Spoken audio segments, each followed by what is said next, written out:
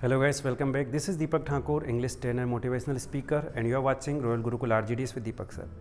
आज हम देखेंगे इंग्लिश पढ़ना कैसे सीखें। जी हाँ, इंग्लिश पढ़ना अगर आपको नहीं आता है तो एकदम ज़ीरो लेवल से आज हम इंग्लिश पढ़ना सीखने वाले हैं। ओके, इंग्लिश पढ़ना सीखने के दो तरीके हैं। पहला तरीका है कि हम डायरेक्टली इंग्लिश टू इंग्लिश सीखें और दूसरा तरीका है कि हम हिंदी टू इंग्लिश सीखें। तो जो सिंपल है और सरल है वो मैं आपके सामने लेकर आया हूँ, हिंदी टू इंग्लिश। अगर हम इंग्लिश पढ़ना सीखना चाहते हैं तो हमें पहले इंग्लिश आना चाहिए। इंग्लिश का मतलब है कि हिंदी को इंग्लिश में कैसे लिखा जाए या कैसे पढ़ा जाए, ये हमें पहले आना चाहिए। तो मैंने यहाँ पर जो हिंदी की वर्णमाला लिखी हुई है, ओके, स्वर और व्यंजन, ओवल और कॉन्सोनेंट को लिखा हुआ है। अब हम यहाँ पर क्या करेंगे कि सबसे पहले देखेंगे कि हिंदी के कौन से स्वर के लिए या व्यंजन के लिए इंग्लिश में कौन सा शब्द बनेगा।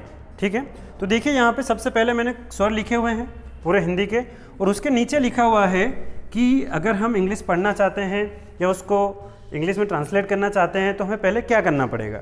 तो पहले हमें शब्दों का नॉलेज होना चाहिए, शब्दों की जानकारी होना चाहिए कि कौन से शब्द के लिए कौन सा वर्ड जो इंग्लिश के अल्फ़ाबेट है वो आएगा, जिससे कि इंग्लिश पढ़ना बहुत ही आसान हो जाएगा। अगर आपको ये चीज़ें आ रही है तो आप बहुत आसानी से इंग्लिश पढ़ना सीख सकते हैं। मैं जो बता रहा हूँ आपको सिर्फ इतना करना है। तो सबसे पहले चलिए हम शुरू करते हैं स्वर जो ओवेल से उनको लेते हैं।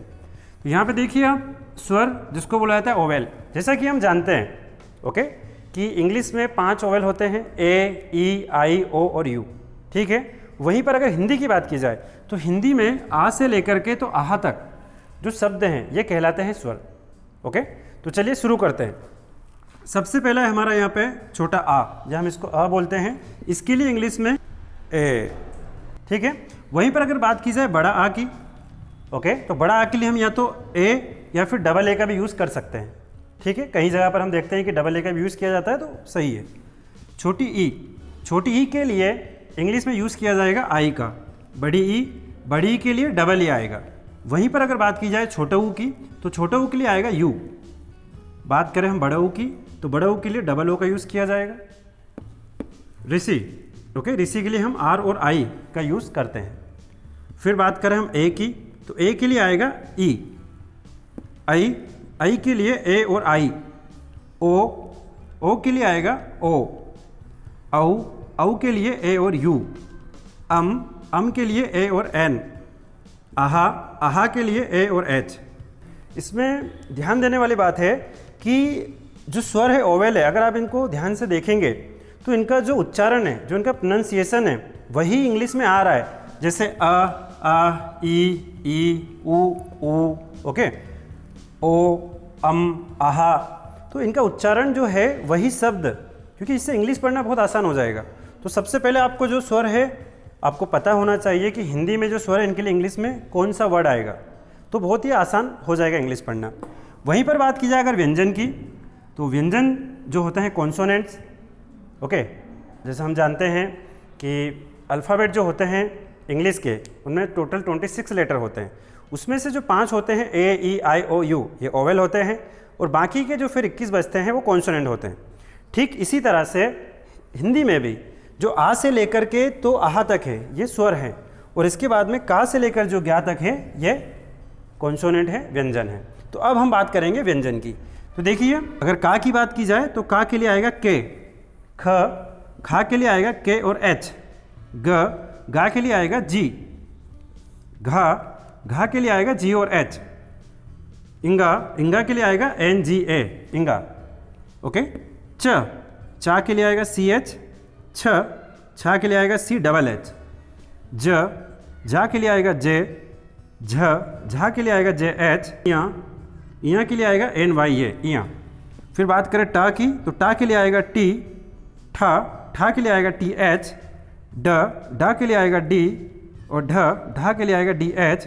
अणा के लिए आएगा ए एन ए।